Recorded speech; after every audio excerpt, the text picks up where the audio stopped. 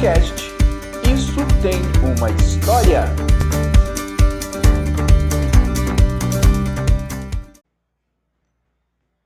Bom dia, boa tarde, boa noite, boa madrugada. Eu sou o André Alencar Quadros e meu RA é o número 18195865. Venho através deste podcast da atividade Mapa para contar um pouco sobre a história da Igreja Batista, que compreende sobre o avivamento da Igreja brasileira.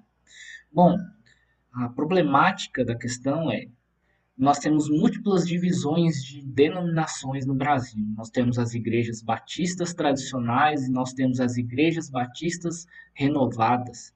E entre tantas divisões de igrejas, de denominações que nós temos no país, cabe nos entender um pouco sobre esta história e entender como essas divisões se sucederam. Bom, a pesquisa foi embasada e focada na história do avivamento pelo Espírito Santo no Brasil, que a gente chama de renovação espiritual. O ênfase, o ênfase dessa história, desse podcast, é na história dos batistas nacionais, incluindo as divisões que pela frente se sucederam. Como referência para esse podcast foram utilizados o Manual do CETEBAN e também o livro Colunas da Renovação, que conta um pouco mais sobre o avivamento que Deus levantou sobre a nação brasileira e o grande mover que o Espírito fez a partir da visita do famoso e majestoso pastor Billy Graham. Bom, segundo o manual do CETEBAN, do ano de 2017, a renovação espiritual teve início no coração de Rosalie Appleby e também dos pastores Rego do Nascimento e Enéas Tognini. Igrejas começaram a ter um mover, um despertar espiritual e essas vidas começaram a experimentar algo sobrenatural da parte de Deus. No ano de 1960, o Brasil foi agitado pelos ventos da renovação espiritual.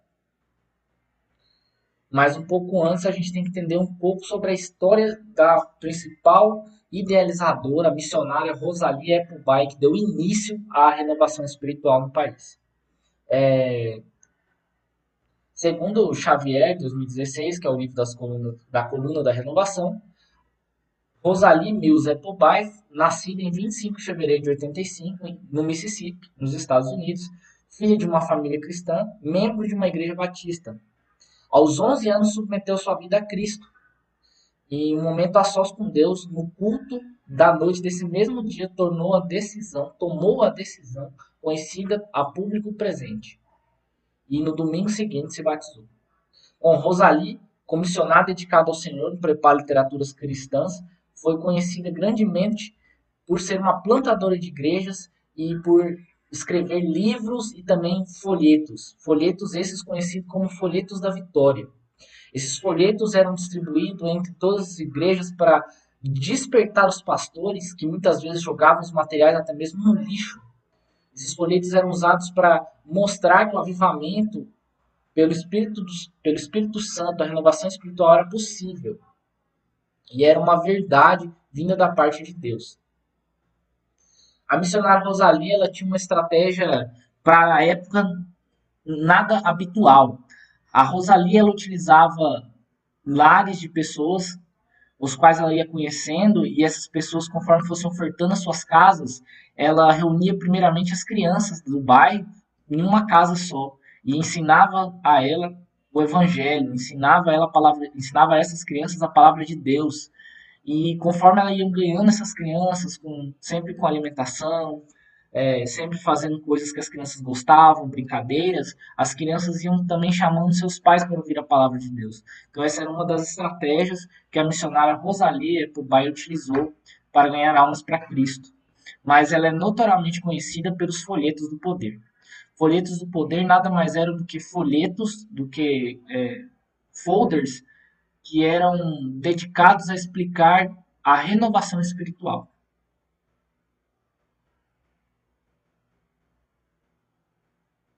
E o Espírito Santo gerou nela uma grande responsabilidade por esse avivamento, que viesse incendiar com fogo do céu as igrejas históricas e apesar da oposição enfrentada, Rosalie era batista e nunca foi abalado por suas convicções denominacionais. Ela acreditava que todo povo evangélico, todo povo cristão precisaria aquecer-se primeiro e depois aquecer o seu próprio povo. Ela pregava também muito nas igrejas e os jovens gostavam muito dela. E enquanto isso, os folhetos da vida vitoriosa, os folhetos do poder eram distribuídos como sementes do Espírito Santo. As orações de Rosalie e as suas ações foram respondidas entre 54 e 58. Rosalie batizou 2 homens que eram líderes das fileiras batistas, José Rego do Nascimento e Enéas Tognini. Inclusive o último, Enéas, ele foi responsável após a aposentadoria de Rosalie por seguir enviando os folhetos do poder à frente. Em 1967, houve a divisão das batistas nacionais. Por quê?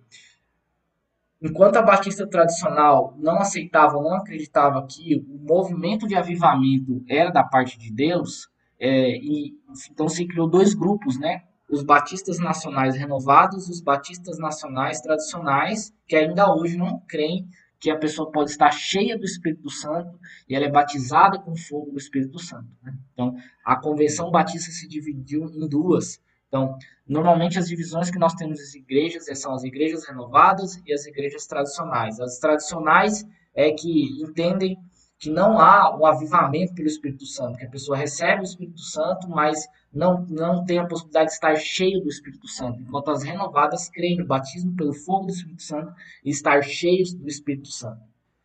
Bom, outra pessoa importante na história do confronto entre o avivamento do país pelas pessoas que não tinham a experiência do avivamento foi Rosivaldo de Araújo, lá na Igreja Batista de Casa Amarela, em Recife, onde grandes polêmicas aconteceram entre os renovacionistas e os tradicionais. Entre eles se discutia se essa era uma obra de Deus ou não. E os colégios, os centros educacionais da época acabaram proibindo as reuniões de oração e de batismo pelo fogo do Espírito Santo, fazendo que mesmo os alunos que estavam para colar grau assinassem um documento negando o batismo no Espírito e os dons espirituais e prometessem não falar sobre o assunto. Foi aí que Rosivaldo de Araújo incentivou o apoio a esses alunos para que eles não negassem o avivamento, e a maioria dos alunos haviam devolvido os termos em branco, não aceitando negar o avivamento. Todos estavam unidos e todos gritavam: ninguém detém, é obra santa. E assim, logo depois, surgiu o hino da renovação espiritual.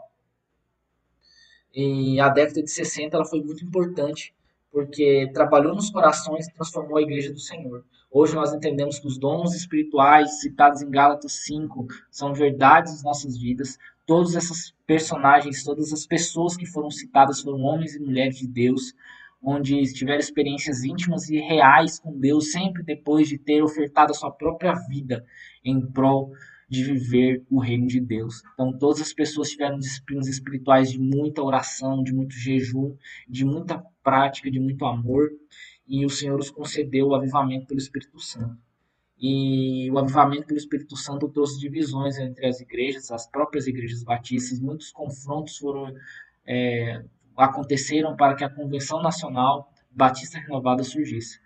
E como missão hoje na nossa igreja, nossa atualidade, como eu sou Batista Nacional Renovada, passar o bastão adiante, mostrando quem é a Batista Nacional Renovada e o que buscando sempre no Senhor o avivamento e a renovação espiritual da igreja.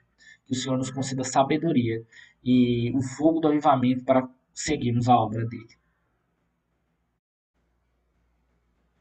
Por fim, eu queria agradecer ao pastor Valderi, ao pastor Giovanni, que me forneceram os conteúdos para que eu pudesse falar acerca do avivamento e da renovação espiritual na Igreja Batista Nacional Renovada, e também ao Unicesumar por dar mais significado à minha vida, por me desafiar, por mostrar meu propósito, por me incentivar no estágio a abrir o meu canal no YouTube e também por me apoiar e me desafiar em fazer esse podcast. Os desafios são muitos, mas eu aceito porque entendo que sou a imagem e semelhança de Deus e que nele tudo posso. Então, agradeço de imenso coração a oportunidade.